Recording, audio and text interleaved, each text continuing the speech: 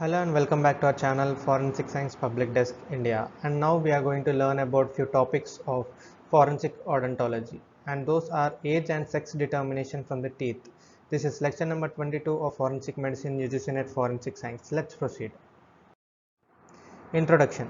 The science dealing with establishing the identity by teeth is popularly known as forensic odontology or forensic dentistry. Just we are studying about the teeth and we are going to say what would be the age or what would be the sex or what would be the particular race of the person. So all this can be determined and we are going to learn few points all about this. Then eruption of teeth has a definite pattern and it occurs at different stages. You and me, everyone knows that we were having the teeth twice in our lifetime.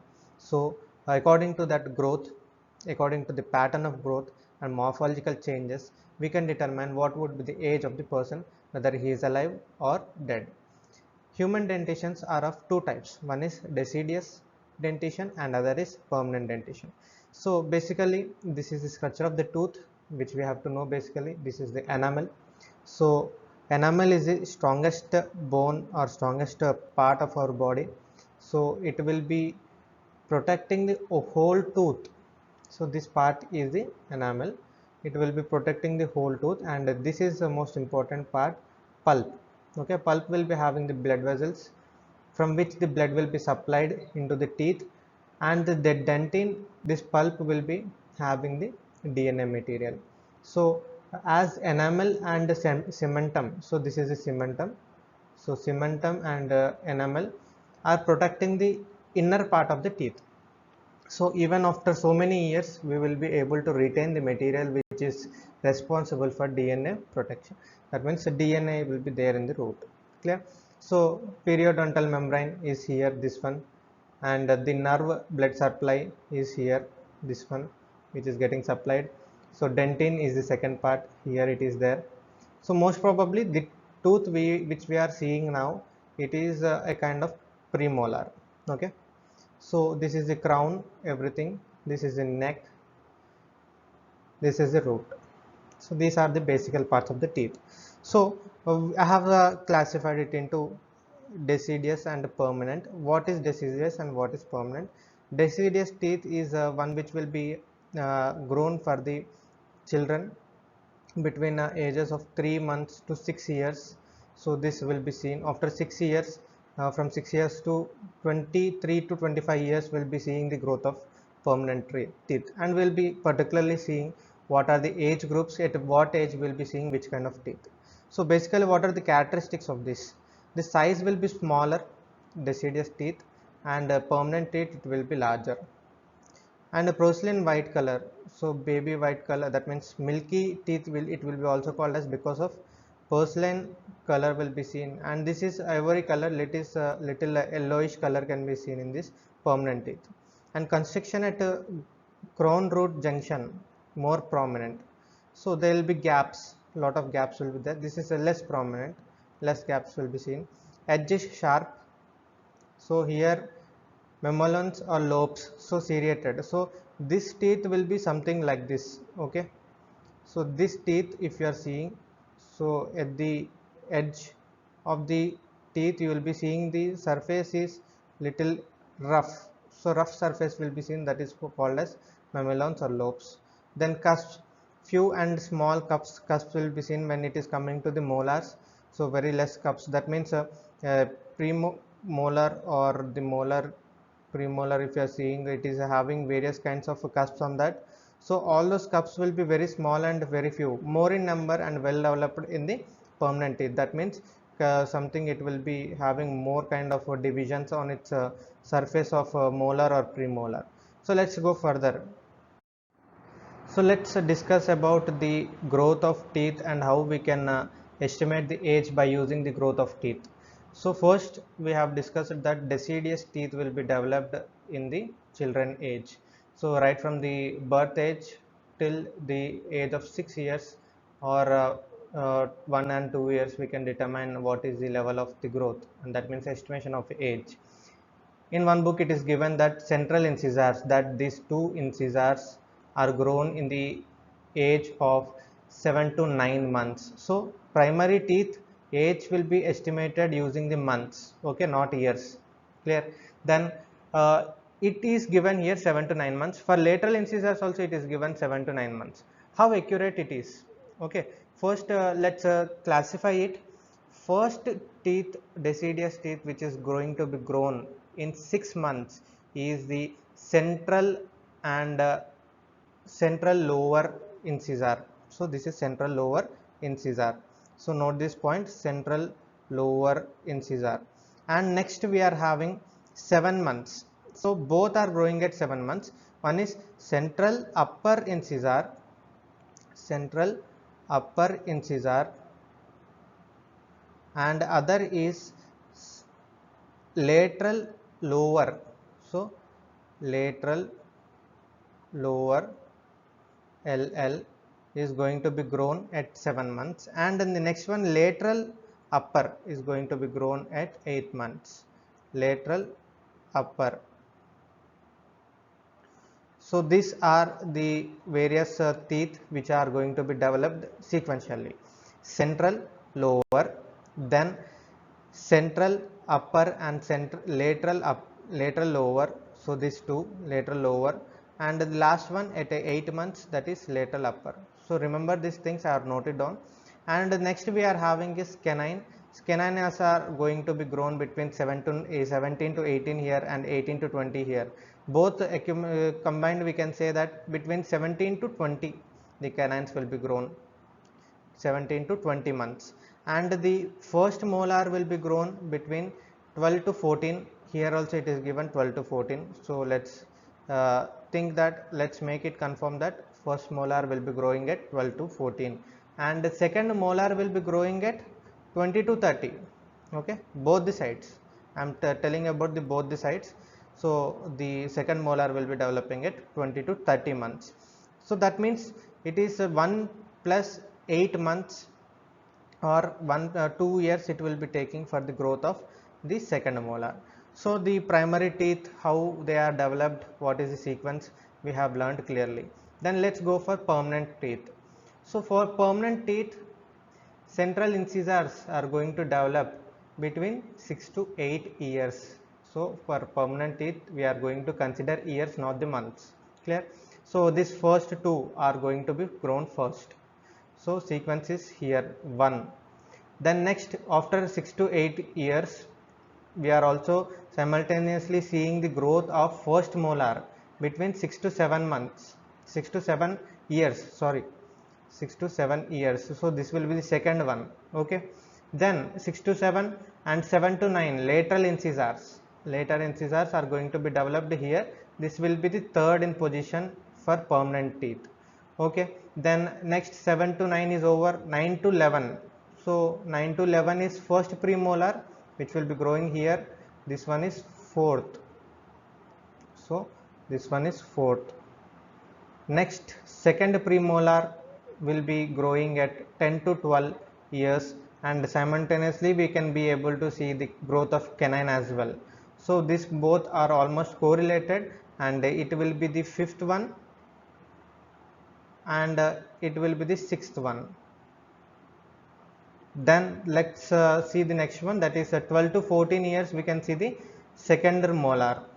So this is seventh one, and the third molar will be the eighth one. So like that the sequence will come. First we can see the central incisors. Okay, first one is central incisors, then second one will be the first molar. Okay, remember this sequence, first molar, and the third one will be the lateral incisors. So incisors are done, and molar came into the action, that is in the second position, and the fourth one will be the first premolar. So this one will be the first premolar. Premolar came in the first position at fourth one. Okay, at fourth one we got premolar in the first time. Then fifth one we got the secondary premolar. This one is the fifth one, and canines are in the sixth position. Then we are having the second molar and the third molar at the age of 18 to 25. So this is the sequence, note it down and remember this. So what are the new additions? For the existing deciduous tooth. So from in this position only we are getting the permanent tooth.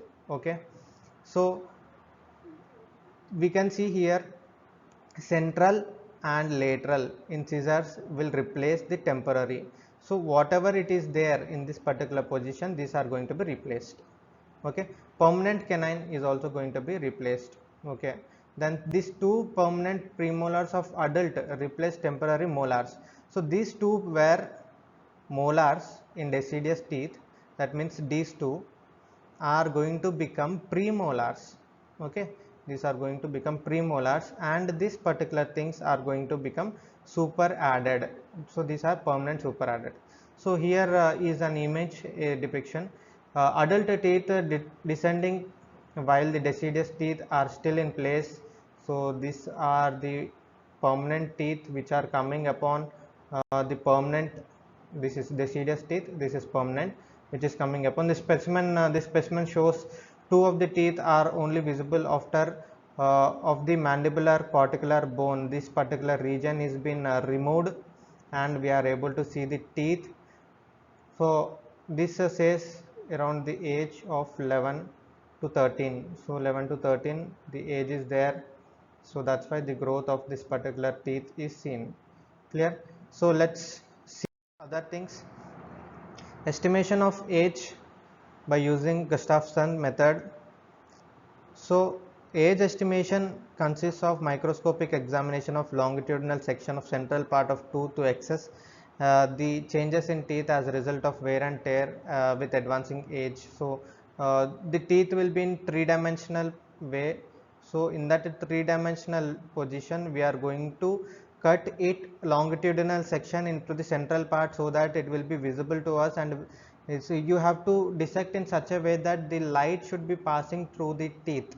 So if you are able to dissect it properly, only we will be able to do the Gustafson's method. And what is the formula for Gustafson's method? Okay, age is equal to 11 plus 4.56 in bracket APSCRT.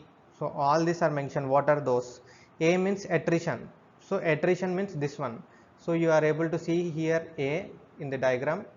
So attrition, there is no attrition in this particular position. So stage 0, there is no attrition on enamel only. So here it is started. Okay, and at stage 2 into dentin. So this is dentin. Till dentin it has taken up. That means use and tear is increasing, the enamel will be decreasing. Okay, then the stage 3, the original pulp. Till the original pulp we got the attrition. That means usage has increased, and the enamel and dentin also got damaged, and till here we got, this is stage 3. Okay, we understood attrition now. Secondary dentin is filling up the pulp chamber. So secondary dentin, so there is no secondary dentin here. So there is no secondary dentin here. See here everyone, and this is the secondary dentin which is developed, just developed here. And secondary dentin is covering 1/3 part in this particular thing, and secondary dentin is filling most of the pulp chamber. So all this pulp chamber is filled with the secondary dentin. Okay, so that is how we can see the changes. So stage 0, stage 1, stage 2, stage 3, these are nothing but the score. So this is a 0 score, this is score 1, this is score 2, this is score 3. Clear? So if you are able to see the complete growth of secondary dentin, then you will give the value of S is equal to 3. Okay, attrition, if there is no attrition seen, it will be 0. Okay, then we will go for periodontal attachment level is moving towards the apex. So periodontal attachment at CE junction, it is 0. Then reduced periodontal attachment. So here at the cementum it is there, at the complete junction it is there. Now it has decreased, the length is increased, sorry, and it is increased still more. Here periodontal distance is increased more, and it is increased more and more in this particular position. So till this part the increase is there, that is periodontis. So attachment level is moving toward the root apex. So this is the root apex at the bottom. Clear? Then the root is becoming transparent. So root transparency, there is no root transparency at the stage of 0, and at stage of 1 we are having beginning the transparency. So this particular transparency is beginning. So while we are doing examination and microscope, then only we will be able to see this transparency, and we will see one more image related to this. Transparency of apical 1 by 3 of the root. So this is 1/3 of the root is covering the transparency in this particular thing, and it has become 2 by 3 by the level of stage 3. So like this the changes can be seen. So if the root transparency is T, and we are seeing something of stage 1, so let's take T as 1, and the cementum is thickening near the apex. So cementum thin and even in the level, and where is cementum? Cementum will be here. This particular dotted thing will be the thin line which you are able to see, that is the cementum, and cementum is even and thin. Increasing cementum can be seen in this stage 1, and thick layer of cementum can be seen in this particular stage. The red line is covering here, but it is thick here. Okay, so understand this thing, cementum is becoming thicker and thicker, and by the last stage you can see more thickness of the cementum. So this is the observation of cementum, and let's take in our case the cementum level is 2. So similarly we are going to take the apex of the root and reabsorbing. So reabsorbing can be seen. So no reabsorption and open apex. So this is open apex, no reabsorption, and beginning the reabsorption closed apex. So here the closed apex can be seen, and flattening of root apex affecting only cementum.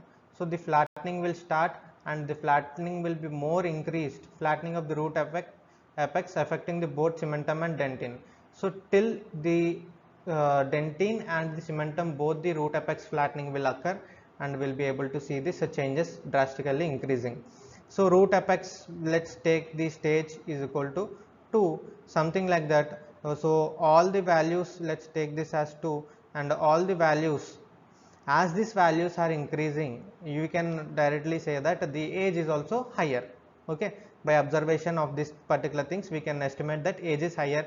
Though if we are calculating all these things, that means if we are adding all these values and we are multiplying it with the 14.56, then we'll be getting the age approximately. So this factor, whatever it is given, this is the additional one. Till here only the Gustafson's rule is there.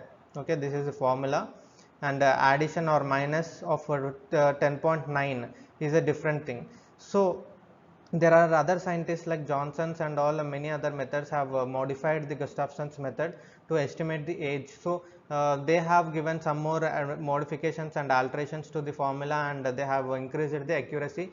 You can refer those. Stack's method. Stack's evolved a method to estimate the age from the weight of the erupting teeth of fetus and the infant. He provided a regression line of weight of growing dental tissues against the age from 5 months in utero and postnatal of 7 months. From the 5 months inside the womb and outside the womb 7 months. If you are seeing this particular age group, then we will be able to identify the teeth and what would be the age of the baby, then infant. Then 28 prenatal, 28 weeks of prenatal, we can say it is 26 mg of teeth weight. Okay, then 40 prenatal, 460 mg will be the teeth weight. Then 2 postnatal, that means 2 weeks after the postnatal, then it will be 530 mg. Okay, then we are having 30 of weeks after postnatal, then we'll be having 1.8 grams, that means 1840 grams milligrams of the weight of the teeth. So by considering the weight of the teeth, the person is able to, the scientist is able to identify the age in weeks, not in the years or months. Okay, 28 weeks prenatal, that is when it is in the womb, and 40 weeks when it is in the womb, and 2 weeks once it is coming outside, and 30 weeks once it is coming out. So the age can be estimated for neonatal or prenatal people, babies, and we can say what's the age. Then Boyde's method is one of the important method applicable mainly to estimate the age of dead infants. It is based on counting the number of cross striations. So these are the cross striations we are going to count, cross striations which are appearing in the enamel from neonatal lines onwards. So from the neonatal lines onwards, so all these lines will be compressed. If you are seeing a teeth like this, so now we are seeing something like this teeth. Okay, let's assume this is enamel and this is the dentine. Okay, so enamel lines are compressed when the baby is very early in stages, and this will be very congested, and once the baby is increasing its age, then only we'll be able to see the separated lines of this particular enamel. So that is called as neonatal lines. The neonatal line is formed soon after the birth and can be seen in about 3 weeks or by electron microscope in 1 to 2 days by after the birth. So as like this similar thing, it is going to increase the lines. Annulation lines can also be seen, and we can count the age as well from the teeth. But the thing is, like, these neonatal lines or the lines, annulation lines, will not be continuously visible due to the use and tear. These lines will not be visible in future, and we cannot estimate age for the higher ages. Then next methods, the amount of wear on all three permanent molars. So three permanent molars occurs at comparable rates. Okay, I have already said you, by using the teeth continuously, the damage will be increasing, and which can be assessed. So we can count that, we can approximately say what would be the usage, and estimate the age on basis of comparison of the teeth to the baseline. So what is the teeth growth, complete growth, and how much it has been consumed, that means it has been used, teared. Okay, Miles also developed a method to determine age at death by measuring the thickness of enamel. So first we will do the thickness of the enamel and dentin from neonatal line, and divide it by the appropriate daily rate of formation. So we will consider daily rate of formation as well as daily rate of the wear. So how much it is getting consumed, how much it is getting damaged, either it is in the days or it is in the years, whatever it is, depending upon the occupation, again it will vary. So okay, so these are the things which will be considered, and Miles method is used to measure the age, that means estimate the age based on its usage, that means wear and tear, and also the growth of the teeth daily. We are having chemical method as well. So estimation of nitrogen content of enamel, it will be increasing as age increases. Remember these points, important.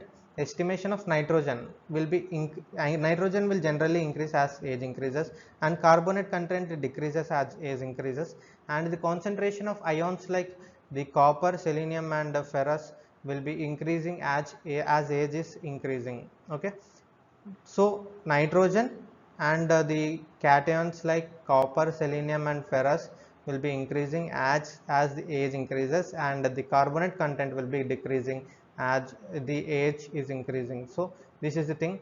And racemization ratio, here accurate age of plus or minus 4 years estimate is described by dentin of the teeth using the racemization ratio of aspartic acid. So aspartic acid is generally present in our dentin. So ratio between D aspartic acid and L aspartic acid will be variating. So D aspartic acid will be there in the early stages. As age is increasing, it will be converted into the L aspartic acid. So by doing the ratio of this, we can determine what would be the age of the person. Lamandin's method: extract tooth carefully, do not scrub or do not alter the periodontal lines. So these are the periodontal lines. So as soon as we take out the teeth out of the dead person, if don't try to wash it. So first measurement is measurement between periodontis. So this is the periodontis, this lower line, and the cemento enamel junction. So this junction, so we have to take measurement of this. Okay, so this will be the first measurement, and the second one is the root height. So what is the root height? This is root height, this is a periodontis measurement, and this is the transparency in the root. So while discussing about Gustafson's method, I have said about the transparency of the root. It will be increasing as the age increases. So if you are observing under the microscope, this is the transparency which we can see. So this is regarded as T in our formula. So let's see the formula. Formula is equal to 0.18 multiplied by P plus 0.42 multiplied by T plus 25.53. So this formula, first we have to take out the value of P. P is equal to periodontist length. So this length, and then multiplied by 100 divided by root height. So this is the root height. So root height will be used again for the transparency height, multiplied by 100 divided by root height. So both the values we will get. So P value we will substitute, and T value also we will substitute, and we will be getting the age estimation. Sex determination. So mandible canines show greatest dimensional differences with larger teeth in males than the females. So obvious kind of thing it is to be noted. So larger teeth in males than the female. So that is into the canines, mandibular canines. Then identifying Y chromosome. Basically it is present in the males in dental pulp tissue using quinacrine. So while just doing the identification of male or female from any of the bodily cells, so in Y chromosome we can stain it by quinacrine, and observe under the fluorescent microscope indicates the male. So this is one of the point. Isolation of sex specific band patterns in DNA profiles of X and Y chromosome. This is a common thing. And important point is amylogenin. Amylogenin is a major protein found in human enamel developed from gene amylex of X or Y chromosome. So for females generally the amylex gene which is present in X chromosome will be giving a to the property of the protein. So this protein trait will be different in females, and it will be different in males because in males it is developing from the Y chromosome. So either it can be the any part of morphological things, or any part of the chemical properties of this particular protein. So these are little different comparing between the male and female. It has a different signature in male and female. Race determination from the teeth. Shovel shaped teeth will be observed in upper central incisors of Mongoloids and the Americans. In white races, generally in Americans, Caucasians, lateral incisors in upper jaw is smaller. So lateral incisors in upper jaw. So this one, this is a separate case. That's why I'm not writing here. And the central is especially in the females. Then Carabellis cusps is a analogous cusp on the mesial palatal surface of the upper first permanent molars. So we can see this is a cusp. Okay, so these are the usual cusps which are forming. This is 4 cusps which are forming onto the molar. So this is the distal side, that means cheek side, and this is a palatal side. So this is the palate surface. Okay, so on the mesial palatal side only we will be able to see this is Carabelli cusp. So this is the real example of Carabelli cusp. This particular part is extra formed. So this is commonly seen in Europeans up to 75 to 85%. 50% of American whites will be having this, and 34% of Afro-Americans will also be having this, and in some Indians also we have seen this cusps. So taurodontism is an aberration of teeth. So this is the taurodontism that lacks the constriction at the level of cemento enamel junction. So this will be not having that constriction, characterized by elongated pulp chambers and apical displacement of bifurcation or trifurcation of roots, giving it a rectangular shape. Most important point. So this particular pulp is developed in such a way that it will be dividing according to its cusps and also the root division, and you will be able to see the rectangular shape of this particular thing. Okay, so this will be called as the taurodontism, mostly observed in Mongoloids. So thank you for watching this video. I hope you have understood the concepts related to estimation of age from the teeth. Thank you for watching this video.